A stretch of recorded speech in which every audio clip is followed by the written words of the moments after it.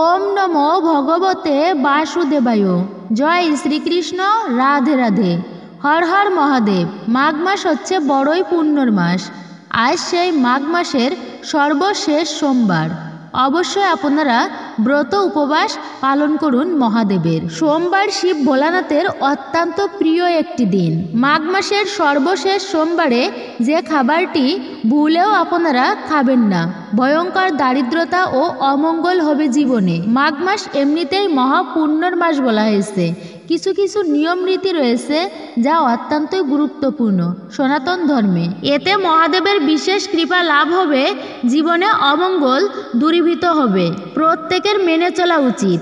এরই পাশাপাশি থাকছে মাঘ মাসের সর্বশেষ সোমবারের মহাদেবের বিশেষ ব্রত কথা, যা শ্রবণ করা আজকের মতো পুণ্য পবিত্র দিনে অত্যন্তই প্রয়োজন। নমস্কার, আমি দীপা। দেশ ও দেশের বাইরে থেকে যে সকল দর্শকেরা এই মুহূর্তে ভিডিওটি অন করেছেন তাদের প্রত্যেককে সুস্বাগত জানাই রায়কিশোরী দীপা অর্থাৎ সনাতন ধর্মীয় তথ্যমূলক চ্যানেলে। আমি সর্বদা চেষ্টা করি সনাতন ধর্মের সকল গুরুত্বপূর্ণ বিষয়গুলো আপনাদের সামনে উপস্থাপন করতে। মাঘ মাসের সর্বশেষ সোমবার যে খাবারগুলো ভুলেও মুখে তোলা উচিত নয়, সেই বিষয় প্রসঙ্গে জেনে নিন। আশা করছি আজকের এই ভিডিও থেকে আপনি উপকৃত ও সমৃদ্ধ হবেন। কিছুক্ষণ সময় ধৈর্য ধরে সকলে একসঙ্গে এই মাঘ মাসের সর্বশেষ সোমবার, মহাদেবের সোমবার, অবশ্যই এই দিনটি প্রসঙ্গে বিস্তারিত আপনারা জেনে নিন। ভিডিওটি শুরু থেকে শেষ অবধি দেখে যদি আপনার ভালো লেগে থাকে অবশ্যই একটি লাইক করবেন। কমেন্টে ভক্তি, ভালোবাসা ও শ্রদ্ধার সহিত হর হর মহাদেব অথবা আপনার ইষ্ট দেবতার নামটি একটি বারের জন্য হলেও লিখে জানাবার জন্য অনুরোধ রইল। আর আপনি যদি চ্যানেলে নতুন হয়ে থাকেন তবে অবশ্যই চ্যানেলটি সাবস্ক্রাইব করবেন। পাশে থাকার নোটিফিকেশন বেল বাটনটি অল করে দিবেন। তাহলে চলুন শুরু করি আজকের মূল ভিডিও। তবে প্রথমেই বলে নিই, আপনারা ভক্তি, শ্রদ্ধা ও মনোযোগের সহিত এই ভিডিওটি শুরু থেকে শেষ অবধি দেখবেন। বছরে যে 12টি মাস রয়েছে তো তার মধ্যে 3টি মাসকে সর্বশ্রেষ্ঠ বলা হয়েছে: বৈশাখ মাস, কার্তিক মাস এবং মাঘ মাস। বৈশাখ মাস শ্রেষ্ঠ এই কারণেই, বৈশাখ মাসে যে ধার্মিক কাজ করা হয় তা অক্ষয় হয়ে রয়। এই কারণে বৈশাখ মাসে অক্ষয় তৃতীয়া রয়েছে। যেমন পুণ্যফলেরও ক্ষয় হয়, পুণ্যফল শেষ হয়ে গেলে আবার তাদের এই পৃথিবীতে আসতে হয়। তো পুণ্যফলেরও ক্ষয় রয়েছে, কিন্তু যারা বৈশাখ মাসে ধর্মীয় কাজ করবে সেই পুণ্যফলের কখনো ক্ষয় হয় না। এই জন্য বৈশাখ মাসকে অক্ষয় বলা হয়েছে। এরপর হচ্ছে কার্তিক মাস। এই কার্তিক মাসকে বলা হয় দামোদর মাস। এই মাসকে সর্বশ্রেষ্ঠ বলা হয়েছে, যেটাকে পুণ্য মাস দামোদর হিসেবে আখ্যায়িত হয়েছে শাস্ত্রে। অন্যান্য সময়ে ধর্মীয় কাজ করলে যতটা পুণ্য হয় তার থেকে সহস্র সহস্র গুণ পুণ্য হয় এই কার্তিক মাসে একটুকু ধর্মীয় কাজ করলে। ভক্তেরা সম্পূর্ণ কার্তিক মাস ব্রত উপবাস পালন করেন। এই মাসে যশোদা মা ভক্তি রজ্জু দিয়ে ভগবানকে বেঁধেছিলেন। শুধু একটি মাত্র প্রদীপ ভগবানের উদ্দেশ্যে নিবেদন করলে তার জন্মার্জিত পাপরাশি পর্যন্ত বিধৌত হয়েছে। এই জন্য কার্তিক মাস এতটাই শ্রেষ্ঠ। এবার হচ্ছে মাঘ মাস। কেন এই মাঘ মাসকে এত গুরুত্বপূর্ণ এবং শ্রেষ্ঠ বলা হয়েছে? এই মাঘ মাসে শীতের প্রকোপটা অনেক বেশি, প্রচণ্ড ঠান্ডা পড়ে। এই সময়ে যদি কোনো ব্যক্তি ব্রহ্ম মুহূর্তে বা খুব সকাল সকাল অর্থাৎ প্রত্যুষে শয্যা ত্যাগ করে স্নান করে তার আরাধ্য দেবের পূজা অর্চনা বা তার স্মরণ করতে পারে, ভগবানের পূজা অর্চনা করতে পারে, সেই ব্যক্তির মহাপুণ্য প্রাপ্তি হয় এবং গুরুদেবের কৃপায় তার জীবনে অখণ্ড সৌভাগ্য আসে। তাই এই মাসটি একটি অন্যতম গুরুত্বপূর্ণ মাস আরাধ্য দেবের কৃপা আশীর্বাদ লাভের জন্য। এই মাঘের আজ সর্বশেষ সোমবার। এই সোমবার দিনটি মহাদেবের দিন, সাধারণ কোনো দিন নয়। শনিবার যেমন শনি দেবতার দিন, মঙ্গলবার যেমন হনুমানজির দিন, বৃহস্পতিবার যেমন গুরুবার মা লক্ষ্মীর দিন, ঠিক তেমনি সোমবার হচ্ছে মহাদেবের বিশেষ দিন। সমস্ত দেব দেবতাদের ঊর্ধ্বে হচ্ছেন মহাদেব, যাকে শিব বলা হয়। তিনি হচ্ছেন স্বয়ম্ভু। এমনকি সমস্ত বৈষ্ণবদের মধ্যে প্রধান হচ্ছেন শিব ঠাকুর, যাকে আবার মৃত্যুঞ্জয় বলা হয়। কেন শিবকে মহামৃত্যুঞ্জয় বলা হয়? কেননা তিনি স্বয়ং মৃত্যুকে পর্যন্ত জয় করে নিয়েছেন। না জীব না ভগবান, যার মাঝবর্তী অবস্থান তিনিই শিব। যেমন দুগ্ধ থেকে দধি হয়, কিন্তু দধি থেকে আবার দুগ্ধ পরিণত হয় না। মহাদেব হচ্ছেন তেমনি। এই শিব হচ্ছেন দেবতাদের মধ্যে প্রধান। দেবতাদের বিনাশ হলেও শিবের বিনাশ হয় না, তিনি হচ্ছেন প্রধান। তার মৃত্যু হয় না, যাকে বলা হয় মৃত্যুঞ্জয়। এমনকি মাতা পার্বতীর পর্যন্ত মৃত্যু হয়, কিন্তু মহাদেবের মৃত্যু হয় না। যারা তার উপাসনা করে জগতে তারা অমরত্ব লাভ করতে পারে। ইহজগতে মহাদেবের কৃপায় চিরসুখী হয় প্রত্যেকেই, এবং অন্তিম অর্থাৎ দেহত্যাগের পরে মহাদেবের নিকট মানে মহাদেবের লোকে তাদের বাস হয়। এই জন্যই মহাদেবের পূজা করাকে বেশি প্রাধান্য দেওয়া হয়েছে। ভক্তেরা ভালোবেসে বাবাকে ভোলানাথও বলেন। তিনি অল্পতেই তুষ্ট বলে তিনিই হচ্ছেন আশুতোষ। মহাভারতে কিছু ঋষিদের উল্লেখ পাওয়া যায়, তারা কেবলমাত্র মহাদেবের মহামৃত্যুঞ্জয় মন্ত্রের উপাসনা করত, সাধনা করত। শ্রাবণ মাসও মহাদেবের অত্যন্তই প্রিয় মাস। এই মাঘ মাসের প্রতিটা সোমবার ভক্তেরা নিশ্চয়ই ভক্তির সহিত পালন করেছেন। যারা অমৃত পান করতে পারে তারা অনেক কাল জীবিত থাকতে পারে, যেমন দেবতারা। কিন্তু মহাদেবের কথামৃত যদি কেউ পান করতে পারে, এই অমৃত পান করতে হয় নিজ কর্ণ দ্বারা। যদি কেউ ভক্তির সহিত মহাদেবের কথামৃত কেউ শ্রবণ করতে পারে বা পান করতে পারে, তার জীবনের সকল পাপ নাশ হয়ে যায়, সে যতই ভয়ানক মহাপাপ হোক না কেন, এবং অন্তিমে তাকে নরক যন্ত্রণা ভোগ করতে হয় না। যারা মহাদেবের ভক্ত হয় যমদেবতা তাদের নরকে নিতে পারে না। মার্কণ্ডেয় ঋষি মহাদেবের প্রার্থনা করে জগতে 7 কল্পকাল জীবিত হয়েছিলেন, অমরত্ব লাভ করেছিলেন। সেই মহাদেবের কথামৃত শ্রবণের কী ফল! নারদ মুনি যেমন ভগবান নারায়ণের নাম গুণকীর্তন করে, তার মতো এত সুন্দর করে কীর্তন করতে আর কেউ পারে না, এত সুমধুর সুরে। তেমনি মহাদেবেরও একজন ভক্ত ছিল, তিনি সর্বদাই মহাদেবের নাম গুণকীর্তন করে। সেই পরম ভক্তের নাম হচ্ছে তন্দ্রু। তো পুরাকালে এক ব্রাহ্মণ ছিল, তিনি ভালো ছিলেন, কিন্তু কুসঙ্গে লিপ্ত হয়ে পড়লেন। কিছুদিন পর তিনি বিবাহ করলেন। ব্রাহ্মণ ধনী ব্যক্তি, প্রচুর অর্থ সম্পদ রয়েছে, কিন্তু সেই ব্রাহ্মণ তার স্ত্রীকে সময় দেয় না। তিনি বারবর্ণিতাদের প্রতি আসক্ত হয়ে স্ত্রীকে সময় দেওয়া ভুলে গিয়েছেন। অনেক কাল এভাবে পার হলো। ওই স্ত্রীটাও একসময় ধীরে ধীরে পরপুরুষের প্রতি আসক্ত হয়ে পড়ল। সেই ব্রাহ্মণ একদিন গভীর রাতে দেখতে পাচ্ছে তার স্ত্রী পরপুরুষের সাথে সঙ্গ করছে। সেই সময় ব্রাহ্মণ তার স্ত্রীকে মারতে গেছে, আর তাকে দেখা মাত্রই সেই পরপুরুষ ব্যক্তিটি পলায়ন করেছে। যখন স্ত্রীকে মারতে গিয়েছে তখন সে বলতে লাগলো, আমার কিসের দোষ, আপনি তো আমাকে সময়ই দেন না। এটি হচ্ছে শিবপুরাণের কথা। অতি সুন্দর এই কাহিনীটি, সবাই মনোযোগ স্থির করে একটি বার শুনুন। তারপর সেই ব্রাহ্মণ অর্থাৎ তার স্বামী বুঝতে পারল তার ভুল, এবং সেই ব্রাহ্মণের মনে আবার দুষ্ট বুদ্ধি শুরু হলো। সে বলতে লাগলো, দেখো তুমি তো এমন কাজ করছো, তবে একটা কাজ করো, তুমি আরও বেশি করে করবে এই সঙ্গগুলো। এমন খারাপ সঙ্গ করে ধন সঞ্চয় করবে তাদের থেকে, যে সমস্ত পুরুষ তোমার সঙ্গ করতে আসবে। এর ফলে আমাদের আরও বেশি টাকা পয়সা হবে, আমরা আরও ভালোভাবে জীবনে বাঁচতে পারবো সুখের সহিত। তো এই স্ত্রী এইভাবে তার স্বামীর কারণে আরও খারাপ হয়ে গেল। সে এভাবে বাজে সঙ্গ করতে লাগলো, খুবই খারাপ বাজে পাপময় জীবনযাপন করতে লাগলো। এভাবে ধীরে ধীরে জীবনের চরম সত্যে পৌঁছে গেল। তারা বৃদ্ধ হতে লাগলো। শরীরের যে আকর্ষণ, এটা কিন্তু বৃদ্ধ হলে আর থাকে না। প্রকৃতির এই কঠোর নিয়ম, এক সময় তারা বৃদ্ধ হলো এই প্রকৃতির কঠোর নিয়মে। এই যে কাহিনীতে যে স্বামীর কথা বলছি তার নাম হচ্ছে বিন্দুক, এবং তার স্ত্রীর নাম হচ্ছে চঞ্চলা। সেই বিন্দুক দেহত্যাগ করলো, যেহেতু তিনি পাপ কর্ম করেছেন। হয়তো আপনি জগতে থাকাকালীন অনেক পাপ কর্ম করছেন, কিন্তু এখানে আপনার শাস্তি সাজা হচ্ছে না। কিন্তু মনে রাখবেন ওপারে, হ্যাঁ ওপারে যমরাজ আছেন, সেখানে শাস্তি তো পেতেই হবে। তো সেই পাপের ফলস্বরূপ সেই ব্যক্তিকে যমলোকে নিয়ে গিয়ে ভয়ানক শাস্তি চলছে।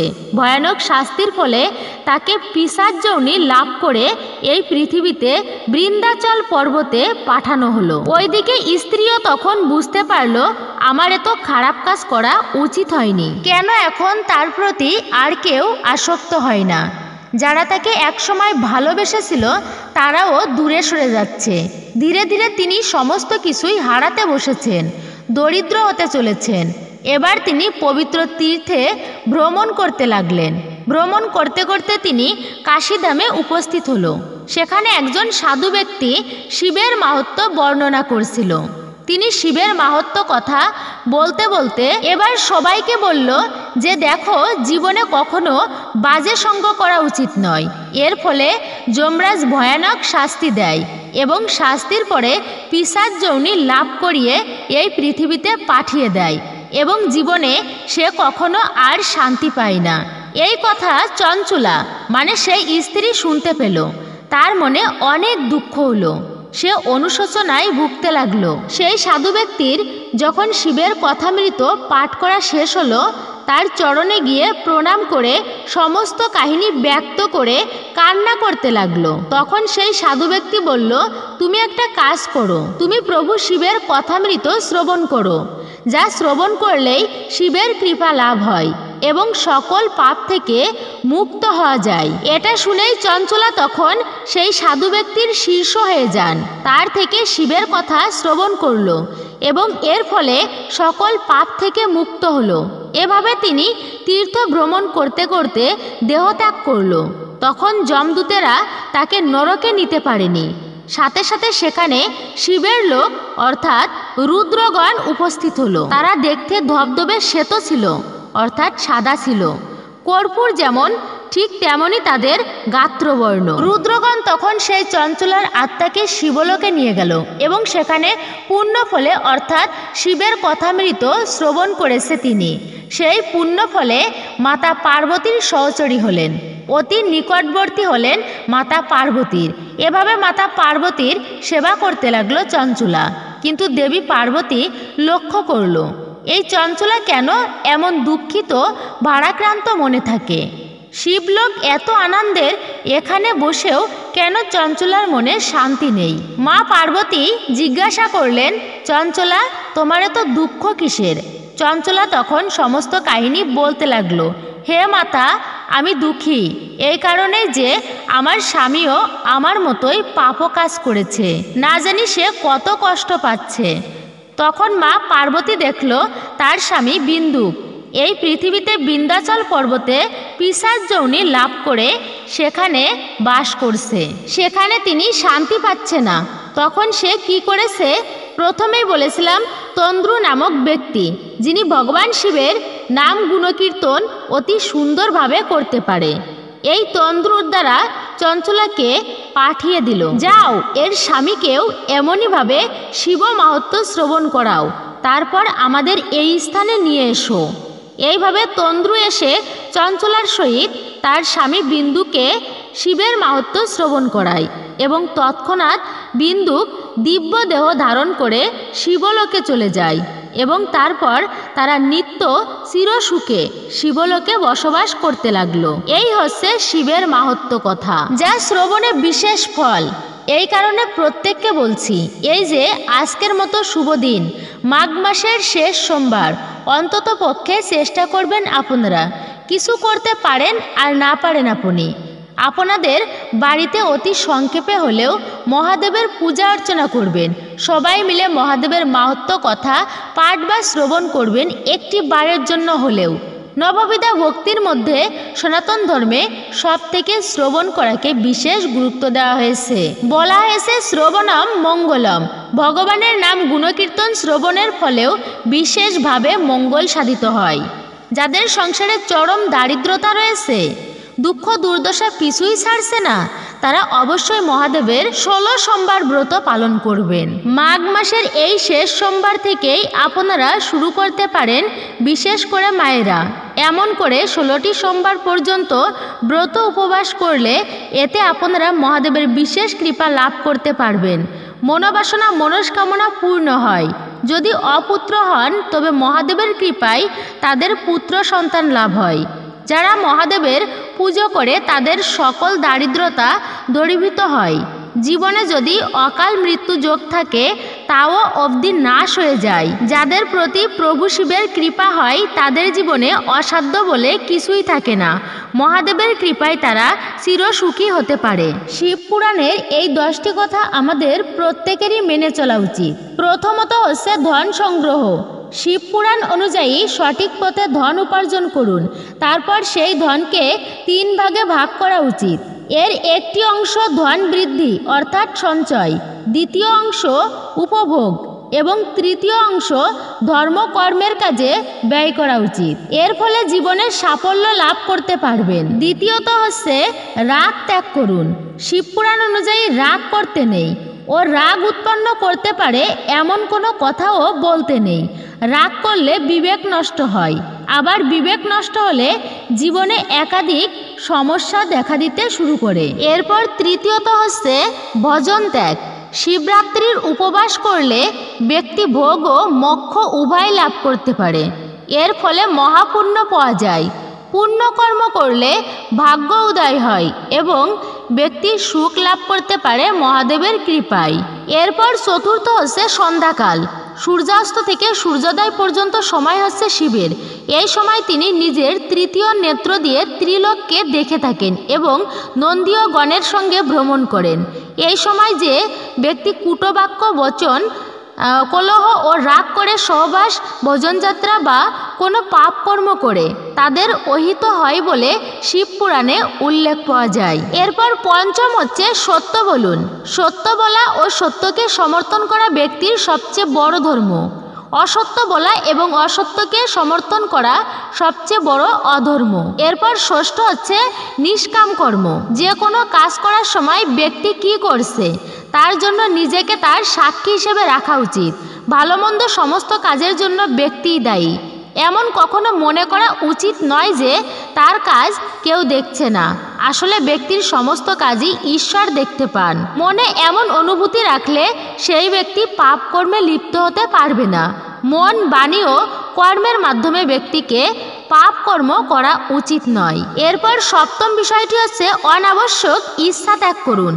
মানুষের ইচ্ছার চেয়ে বড় অন্য কোনো দুঃখ নেই। ব্যক্তির ইচ্ছার জালে জড়িয়ে পড়ে এবং ক্রমশ নিজের নষ্ট করতে শুরু করে। শিব পুরাণ অনুযায়ী ব্যক্তিকে তাই তার অনাবশ্যক ইচ্ছা ত্যাগ করা উচিত। এর ফলে তারা মহাসুখ লাভ করতে পারবে এক সময়। এরপর অষ্টম যে বিষয়টি আর তা হচ্ছে মোহত্যাগ। সংসারে প্রত্যেকেই কোনো না কোনো বস্তু, ব্যক্তি বা পরিস্থিতির দ্বারা আসক্ত হয়ে নিজেকে মোহজালে জড়িয়ে দেয়। এই আসক্তি ও মোহ এই দুইই আমাদের দুঃখ ও অসাফল্যের কারণ। মোহ ত্যাগ করে নিষ্কাম কর্ম করলে আনন্দ ও সাফল্য লাভ করা যায়। এরপর নবম যে বিষয়টি আর তা হচ্ছে ইতিবাচক চিন্তা ভাবনা। শিবপুরাণ অনুযায়ী কল্পনা জ্ঞানের চেয়েও গুরুত্বপূর্ণ। আমরা যেমন কল্পনা বা চিন্তা ভাবনা করি তেমনই হয়। স্বপ্ন এক ধরনের কল্পনা। এর উপর ভিত্তি করে শিব ধ্যানের 112 বিধি বিকশিত করেছেন। তাই ভালো ও ইতিবাচক চিন্তা ভাবনা করার পরামর্শ দেয় শিব পুরাণ। এরপর সর্বশেষ ও দশম যে বিষয়টি, সেই বিষয়টি হচ্ছে মানুষ হও। শিব পুরাণ অনুযায়ী ব্যক্তির মধ্যে যতক্ষণ রাগ, দেশ, ঈর্ষা, বৈমনস্য, অপমান ও হিংসার মতো পাশবিক বৃত্তি থাকে ততক্ষণ সে পশুর অংশ। তাই পাশবিকতা থেকে মুক্তির জন্য ভক্তি ও ধ্যান জরুরি। শিবপুরাণ অনুযায়ী ব্যক্তির মধ্যে সমস্ত ধরনের পশু ও পক্ষীর প্রবৃত্তি থাকে। ব্যক্তি নিজের মনের অধীনে থাকে, তার মধ্যে মনই সর্বাধিক সক্রিয় বলে তাকে মানুষ বলা হয়। শিবপুরাণ অনুযায়ী সমস্ত পাশবিক প্রবৃত্তি ত্যাগ করলেই প্রকৃত মানুষ হয়ে ওঠা যায়। শাস্ত্রমতে কালো তিল দিয়ে স্নান করলে শরীর শুদ্ধ হয়। সোমবার সকালে ঘুম থেকে উঠেই স্নানের জলে কালো তিল দিয়ে স্নান সারুন। শিবলিঙ্গ থাকলে তা পুজো করার প্রস্তুতি নিন। শিবলিঙ্গ ভালো করে পরিষ্কার করে নিন। প্রথমে দুধ দিয়ে স্নান করান। শিবলিঙ্গে মধু ও ঘি দিয়ে একই সঙ্গে আবার ভালো করে শিবলিঙ্গ স্নান করান। এরপর গঙ্গাজল দিয়ে আবার স্নান করান। নিখুঁত বেলপাতা ফুল দিয়ে পুজো করুন। অপরাজিতা ফুল অবশ্যই রাখবেন। ধূপ ধুনো জেলে মহাদেবের পূজা অর্চনা করুন। ওম নমঃ শিবায় মন্ত্রটি উচ্চারণ করুন। এরপর জীবনে খারাপ ঘটনা এড়াতে মহাদেবের পুজোর সময় জব অর্পণ করুন। এর ফলে জীবনে অনেক দুর্ঘটনার হাত থেকে মুক্তি পাওয়া যাবে। জব দিয়ে মহাদেবের আরাধনা করলে বাড়ির ভিতরে যদি কোনো অশুভ শক্তি থাকে তাও দূরে সরে যায় এবং শুভ শক্তি প্রবেশ করতে সক্ষম হয়। ফলে হারানো সুখ শান্তি ফিরে আসে ও জীবন আনন্দে ভরে ওঠে। এর পরবর্তী শারীরিক অসুস্থতায় নাজেহাল, তাহলে মহাদেবকে তিল অর্পণ করুন। তিল অর্পণ করার সময় মহামৃত্যুঞ্জয় মন্ত্র উচ্চারণ করলে সুফল তাড়াতাড়ি পাওয়া যায়, শরীর থেকে রোগ নিরাময় হয়ে যায়। অবশ্যই সোমবার নিরামিষ খাবার খাবেন। সোমবার এই পদ্ধতিতে মহাদেবকে সন্তুষ্ট করুন। জীবনে সব রকম বাধা কাটাতে এবং যে কোনো ক্ষতির আশঙ্কা কমাতে মহাদেবকে সবুজ মুগ ডাল অর্পণ করতে হবে। এই নিয়ম করলে মনের ইচ্ছে পূরণ হতে সময় লাগে না। জীবনে খারাপ ঘটনা এড়াতে শিবের পুজোর সময় সোমবারকে শিবের বার বলা হয়। এই দিন ভগবান শিব পূজিত হন। তাকে সন্তুষ্ট করতে ঘি দিয়ে হালুয়া বানিয়ে শিবকে নিবেদন করুন। এতে শিবের আশীর্বাদ পাবেন, সঙ্গে জীবনের সকল বাধা কেটে যাবে। একজোড়া রূপোর সর্প নাক দান করুন কিংবা 5 জন মহিলাকে ক্ষীর খাওয়ান। এতে পুণ্য লাভ করবেন আর জীবনের সকল বাধা কেটে যাবে। শাস্ত্র মতে জীবনের যে কোনো বাধা কাটাতে এই টোটকা বেশ উপকারী। সোমবার দুধ, দই, সাদা পোশাক, চিনি দান করুন। এতে পুণ্য লাভ হবে। সোমবার এই কয়টি জিনিস দান করা শুভ বলে মনে করা হয়। জীবনের সকল বাধা কেটে যাবে এই দানে। যারা বহু চেষ্টার পরেও কোনো কাজে সফল হচ্ছেন না, তারাও মেনে চলতে পারেন এই টোটকাটি। যাদের কুষ্টিতে চন্দ্র দুর্বল, তারা চন্দ্রশেখর স্তোত্র পাঠ করুন। কুষ্টিতে অনেকেরই চন্দ্র দুর্বল থাকে, তারা প্রতি সোমবার চন্দ্রশেখর স্তোত্র পাঠ করুন। এতে উপকার পাবেন বেশ। এই টোটকা সকল জটিলতা থেকে আপনাকে মুক্তি দেবে। যারা আত্মবিশ্বাসের অভাবে ভুগছেন, তারাও সোমবার একটি বিশেষ টোটকা করতে পারেন। শিবের রক্ষা স্তোত্র পাঠ করুন প্রতি সোমবার। এতে আত্মবিশ্বাস বাড়বে আপনার। আত্মবিশ্বাস বৃদ্ধি পেলে সব কাজে আপনি সফল হবেন। তাই এই টোটকাটি অবশ্যই আপনি মেনে চলুন। আচ্ছা, আমরা তো মহাদেবের পূজা অর্চনা করি, আমরা হয়তো অনেকেই জানি না যে মহাদেবের মস্তকে চন্দ্র কেন। ভোলানাথের মাথায় চন্দ্রের স্থান লাভের পরিপ্রেক্ষিতে 2টি কাহিনীর উল্লেখ পাওয়া যায়। প্রথম কাহিনী রাজা দক্ষ ও তার 60 কন্যার সঙ্গে সম্পর্কযুক্ত। পুরাণ অনুযায়ী রাজা দক্ষের মোট 60টি কন্যা সন্তান ছিলেন। এর মধ্যে 27 জন কন্যার বিবাহ চন্দ্রের সঙ্গে হয়। সমস্ত 27 স্ত্রীর মধ্যে রোহিণীকে সবচেয়ে বেশি ভালোবাসতেন চন্দ্র। এই কারণে অন্যান্য স্ত্রীরা তার প্রতি ক্ষুব্ধ থাকতেন। এ কথা শোনার পর ক্ষুব্ধ দক্ষ চন্দ্রকে ক্ষয় রোগের অভিশাপ দিয়ে বসেন। এই ক্ষয় রোগ থেকে মুক্তি পাওয়ার জন্য ভোলানাথের কঠোর তপস্যা করেন চন্দ্রদেব। চন্দ্রের তপস্যায় প্রসন্ন হয়ে শিব তাকে অভিশাপ থেকে মুক্তির আশীর্বাদ দেন এবং তাকে চিরকালের জন্য নিজের মস্তকে ধারণ করেন। আর অন্য একটি কাহিনী অনুযায়ী সমুদ্র মন্থনের ফলে যে বিষ বের হয়, তাকে শিব নিজের কণ্ঠে ধারণ করে নেন। সেই সময় বিষের প্রভাবে তার শরীর জ্বলতে শুরু করে। শরীরের তাপমাত্রা কম করার জন্য নিজের মস্তকে চন্দ্র ধারণ করে নেন তিনি। এর ফলে তার শরীরের তাপমাত্রা কমতে শুরু করে। আমরা অনেকেই জানি না মহাদেবের হাতে ত্রিশূল কেন।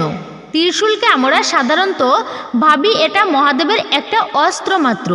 তবে এটা ঠিক যে ত্রিশূল তার একটি অস্ত্র, তবে মহাদেবের ত্রিশূল ধারণের একটা গুরুতর তাৎপর্য রয়েছে। ত্রিশূলের যে মাথা, সেখানে আছে 3টি শূল। সেই 3টি শূল হচ্ছে 3টি গুণের প্রতীক, সত্যতম এবং রজগুণ। যারা সত্যগুণে জীবন ধারণ করে তারা অন্তিমের পর মানে মৃত্যুর পরে তারা দৈবিক লোকে যেতে পারে, এমনকি তারা দেবতাও হতে পারে। যারা রজগুণে জীবনযাপন করে তারা এই জগতে মানুষ হয়ে বা কোনো পশু হয়ে জন্মগ্রহণ করে। আর যারা তামসিক গুণের অধিকারী হয়ে জীবনযাপন করে তারা একেবারেই অধোযৌনি প্রাপ্ত হয়, পরিপূর্ণভাবে নরকে যায়, নয়তো একেবারেই অধোযৌনি প্রাপ্ত হয়। এই তামসিক গুণে যারা থাকে, যারা বাসি পচা খায়, ঘুমিয়েই দিন কাটায়, মদ, গাঁজা, বিড়ি, সিগারেট, বাজে সঙ্গ ইত্যাদি যাবতীয় খারাপ কিছু এমন জীবনযাপন যারা করে তাদেরকে বলা হয় এরাই হচ্ছে তামসিক গুণের। আরেকটা গুণ হচ্ছে সেটি মহাদেবের ত্রিশূলের নিচেই ধারণ করেছেন। সেটা হচ্ছে নির্গুণ শুদ্ধ সত্য স্তর, যেখানে মহাদেব অবস্থান করেন। এর পরবর্তী হচ্ছে প্রভু শিবের হাতে ডমরু কেন? এমন প্রশ্ন তো আমাদের মনে আসতেই পারে।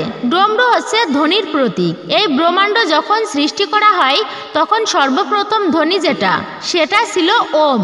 মানুষের জীবনের দিন শুরু করার আগে পবিত্র ধ্বনি উচ্চারণ করা সকলেরই উচিত।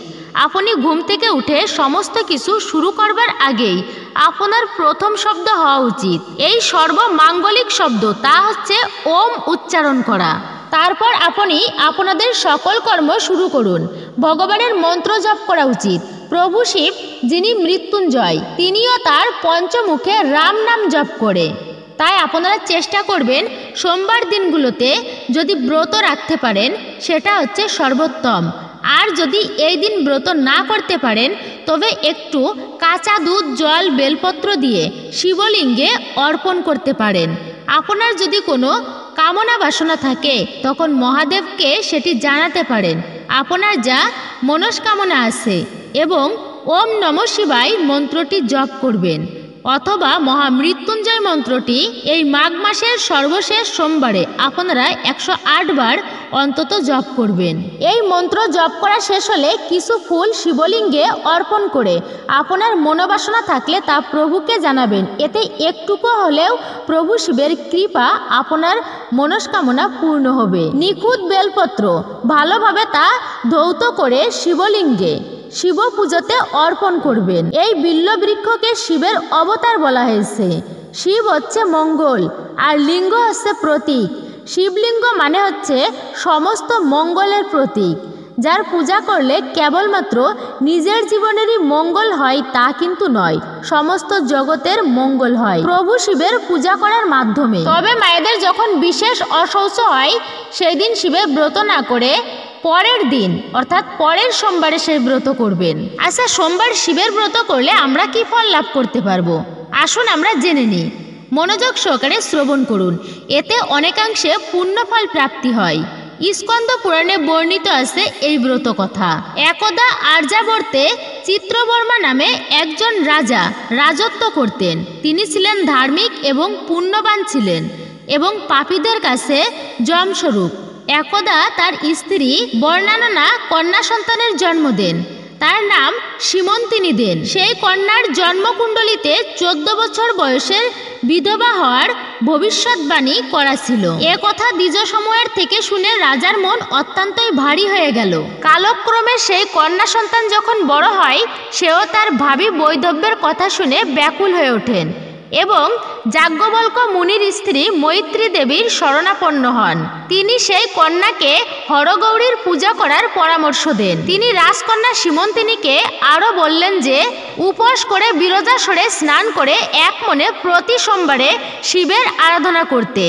এরপরে সেই মেয়েটি ঠিক তেমনইভাবে সমস্ত কিছুই পালন করতে লাগলেন। এরপর সীমন্তিনীর বিবাহ হয় মহারাজ নলের বংশধর চন্দ্রাঙ্গদের সাথে। এরপর একদিন ভবিতব্য অনুযায়ী দৈববশত কালিন্দী নদীতে নৌকা ডুবিতে চন্দ্রাঙ্গদ জলে ডুবে যায়। এত কিছুর পরেও সতী সীমন্তিনী ব্রত ত্যাগ করেননি। এভাবেও 3 বছর কেটে গেল। অন্যদিকে চন্দ্রাঙ্গদের বৃদ্ধ পিতা ইন্দ্রসেন শত্রুদের আক্রমণের ফলে সিংহাসনচ্যুত হলেন। আসল ঘটনা শুরু হলো এবার। জলে নিমজ্জিত সেই রাজপুত্রের মৃত্যু হয়নি, বরং সে চলে যায় পাতাল দেশের নাগলোকের দিকে। এরপরে তাকে নাগকন্যারা নিয়ে যায় নাগরাজ তক্ষকের কাছে। নাগরাজ তাকে তার পরিচয় জিজ্ঞাসা করলে সে নিজেকে নিষদ দেশের মহারাজ নলের বংশধর চন্দ্রাঙ্গদ বলে পরিচয় দেন। সর্বোপরি নিজেকে একজন শিবের ভক্ত হিসেবে পরিচয় দেন। অতীতের সমস্ত ঘটনা বর্ণনা করেন। তার মুখ থেকে শিব মাহাত্ম্য এবং শিব তথ্য সহ বিবরণ শুনে নাগরাজ তক্ষক অতীব প্রসন্ন হন এবং চন্দ্রাঙ্গদের অনুরোধে তাকে যথাসম উপহার এবং বাহন হিসেবে কামকামী অর্শ প্রদান করে তাকে ভূলোকের উদ্দেশ্যে প্রেরণ করেন। ভূলোকে এসে চন্দ্রাঙ্গদ প্রথমেই নদীর তটে স্নান করতে আসা শোকে কাতর মলিন চেহারায় তার স্ত্রী সীমন্তিনীকে দেখতে পান। এভাবে নিজ পত্নী এই অবস্থায় দেখে তিনি চিনতে পারেননি। তবে তিনি সেই কন্যার পরিচয় জানতে চান। প্রত্যুত উত্তরে রাজকন্যার সখীরা তার বৈধব্য শোক, পতি বিরহে বিহবলতার কথা কুমারকে শুনান। শোনার পর রাজকুমার নিজেও তার প্রিয়সীর এহেন তার কথা শুনে দুঃখিত হন এবং রাজকন্যাকে বলেন তার প্রতি শীঘ্রই তার নিকটে ফিরে আসবে। এ কথা বলে তিনি নিজের রাজ্যে পৌঁছে নিজ পিতামাতা এবং মাতৃভূমিকে শত্রুর হাত থেকে মুক্ত করতে অতি সত্বর গমন করে। তার আগমন এবং তার হারানো পুত্র আর রাজকুমারের সাথে তক্ষকের সাথে তার সুসম্পর্কের কথা শুনে শত্রুগণ ভয়ে তার পিতামাতাকে আর সিংহাসনকে মুক্ত করে দেন। রাজা তার হারানো পুত্রকে পুনরায় ফিরে পেয়ে আপ্লুত হয়ে পড়ে। তারা সকলেই উপলব্ধি করে যে এই লৌকিক ঘটনা মূলে রয়েছে একজন সতী নারীর শিবভক্তি। চন্দ্রাঙ্গদের স্ত্রীর সোমবার শিবের আরাধনার ফলেই এমনটা সম্ভব হয়েছে। শীঘ্রই এই সুসংবাদ পৌঁছে গেল রাজা চিত্রবর্মা এবং রাজকন্যা সীমন্তিনীর কাছে। তখন চারিদিকে আনন্দ উৎসবে মুখরিত হয়ে উঠল। এরপর চন্দ্রাঙ্গদ নিজের স্ত্রীকে পুনরায় বিবাহ করে তার নগরে প্রত্যাবর্তন করেন এবং রাজ সিংহাসনে অভিষিক্ত হন। রাজা ইন্দ্রসেনও রাজকার্য নিজ পুত্রের হাতে সঁপে দিয়ে নিত্য শিবের আরাধনায় লীন হন। এই হচ্ছে সোমবার ব্রতের ফল। তাদের উপর সৌভাগ্যের ন্যায় বর্ষিত হতে লাগলো। এরপর থেকেই সোমবার শিব আরাধনায় ব্রত মাহাত্ম্য চারিদিকে ছড়িয়ে পড়ল। এভাবে প্রচার হলো নিত্য সোমবার শিব ব্রত মাহাত্ম্য। এই ছিল সোমবারের ব্রত কথা। আশা করছি সকলে একটুখানি হলেও বুঝতে পেরেছেন এই ব্রত করলে আমাদের সমস্ত বিপদ কেটে যায় এবং মহাদেবের বিশেষ কৃপা লাভ হয়। মায়েরা আপনারা বিশেষ করে মহাদেবের পূজা করুন। সারাটা দিনও যদি ব্রত না রাখতে পারেন তবে পূজা করা অবধি উপবাস অবশ্যই থাকুন। এবার হচ্ছে এই যে সর্বশেষ সোমবার মাঘ মাসের, কোন খাবার খাওয়া একেবারেই নিষিদ্ধ। এই দিন ব্রত করা উচিত। যদি ব্রত উপবাস নাও করতে পারেন তবে ভুলেও এই দিনে খাবেন না আমিষ খাবার। যে গৃহে শুভ ও পূর্ণতম দিনে আমিষ ভক্ষণ করা হয় সেই গৃহে কখনো আরাধ্য দেবের কৃপা লাভ হয় না। এই শুভ দিনে আপনারা বাড়িতে ভুল করেও আমিষ জাতীয় খাবার খাবেন না। আমিষ জাতীয় খাবার মাছ, মাংস, ডিম, পেঁয়াজ, রসুন, পুঁই শাক, মুসুর ডাল রন্ধন করবেন না। এতে কিন্তু মহাদেব রুষ্ট হয়ে থাকেন। এরপর দ্বিতীয় যে খাবার আর তা হচ্ছে সোমবারে বেগুন খাওয়া নিষিদ্ধ। তাই এই সোমবার দিন বেগুন খাবেন না। এরপর হচ্ছে তৃতীয়ত কারুর বাড়িতে এই দিনে অন্ন গ্রহণ করবেন না। বিশেষ করে ভগবানের সেবা পূজা অর্চনা করে না, বাজে সঙ্গে লিপ্ত থাকে এমন বাড়িতে এই দিনে উপবাস ব্রত পালন করে আপনি ভুলেও অন্ন গ্রহণ করবেন না। তাতে আপনার যতই কষ্ট হোক না কেন। যে ব্যক্তি অবৈধভাবে পাপ কর্মের দ্বারা চুরি করে ইত্যাদি এমন সমস্ত কর্ম করে এমন ধরনের খারাপ ব্যক্তিদের বাড়িতে কখনো খাবার খাওয়া উচিত নয়। এতে যে ব্যক্তি সেই খাবার খায় তাতেও কিন্তু সেই ব্যক্তির পাপের বোঝা বহন করতে হয়।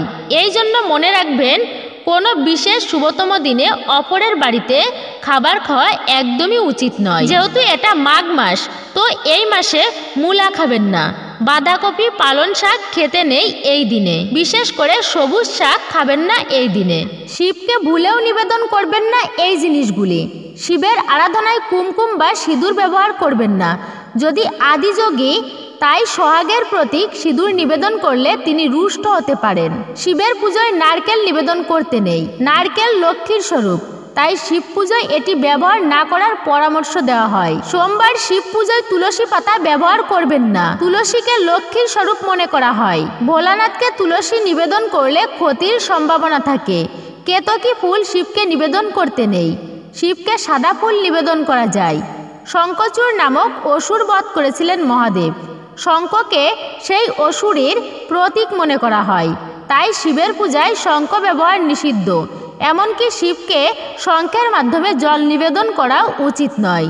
বিষ্ণুর শরীরের ময়লা থেকে তিলের উৎপত্তি, তাই শিবকে তিল নিবেদন করতে নেই। শিবকে অক্ষত অর্থাৎ গোটা চাল নিবেদন করার প্রথা রয়েছে। ভাঙা চাল অপূর্ণ বা অশুদ্ধ হয়ে থাকে, তাই শিবকে এমন চাল নিবেদন করতে নেই। হলুদের সঙ্গে বিষ্ণু ও সৌভাগ্যের সম্পর্ক বর্তমান। শিবকে হলুদ নিবেদন করতে নেই। অবশ্যই আপনারা এগুলি মনে রাখবেন। মহাদেবের পছন্দের ফুল করবী ফুল। সোমবার ভগবান শিবের ভক্তদের কাছে একটি বিশেষ দিন, কারণ এই দিন ভোলানাথের বিশেষ পূজা পাঠ হয়।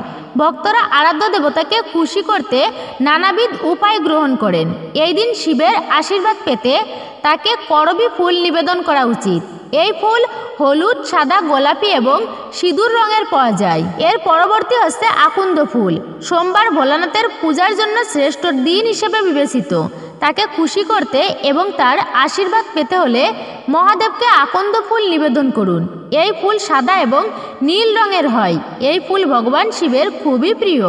এর পরবর্তী আছে শমী ফুল। শিব ভক্তেরা যদি সোমবার শিবকে শমী ফুল নিবেদন করেন তাহলে তিনি বিশেষ আশীর্বাদ পেতে পারেন, কারণ ভোলেনাথ শমী গাছ এবং এর ফুল দুটোই খুবই পছন্দ করেন। এরপর হচ্ছে পারিজাত ফুল। কেউ যদি চান যে মহাদেবের আশীর্বাদ সব সময় তার উপর থাকুক, তাহলে সোমবার ভোলানাথকে পারিজাত ফুল অর্পণ করতে পারেন। পারিজাত ফুল মহাদেবের অত্যন্তই প্রিয়। এরপর হচ্ছে সবচেয়ে প্রিয় ধুতুরা ফুল। ভগবান শিবের আশীর্বাদ পেতে তার ভক্তরা সোমবার মহাদেবকে ধুতুরা ফুল অর্পণ করে। ধুতুরা ফুল শিব শঙ্করের প্রিয় ফুলগুলির মধ্যে একটা অন্যতম ফুল। ধুতুরা ফুলও সাদা এবং নীল রঙের হয়। অবশ্যই আপনারা ধুতুরা ফুলের মালা তৈরি করে মহাদেবকে অর্পণ করতে পারেন, এতে বিশেষ কৃপা লাভ করতে পারবেন। লাল রঙের কোনো ফুল ভগবান শিবকে দেওয়া উচিত নয়। বলা হয় যে লাল ফুল ভগবান শিবের দ্বারা শাপিত। তবে আপনারা বিশেষ করে সোমবার ব্রত পালন করার চেষ্টা করবেন। আর যদি আপনারা ব্রত পালন নাও করতে পারেন তবুও আপনারা আমিষ জাতীয় খাবার খাবেন না, নিরামিষ খাবার গ্রহণ করবেন। আর প্রভু শিবের পূজা না করা অবধি আপনারা কোনো খাবার গ্রহণ করবেন না, উপবাস ব্রত রাখবেন সেই পর্যন্ত। তাহলে এই ছিল আমাদের আজকের ভিডিওটি আপনার কাছে কেমন লাগলো তা কমেন্ট করে নিজের মতামত অবশ্যই জানাবেন। যদি ভালো লেগে থাকে অবশ্যই একটি লাইক করবেন, কমেন্টে ভক্তি, ভালোবাসা ও শ্রদ্ধার সহিত হর হর মহাদেব অথবা আপনার গুরুদেবের নামটি একটি বারের জন্য হলেও লিখে জানাবার জন্য অনুরোধ রইল। চ্যানেলে নতুন হলে অবশ্যই চ্যানেলটি সাবস্ক্রাইব করবেন, পাশে থাকার নোটিফিকেশন বেল বাটনটি অল করে দিবেন। সকলে ভালো থাকুন, সুস্থ থাকুন, পরম করুণাময় ঈশ্বরের অশেষ কৃপায়।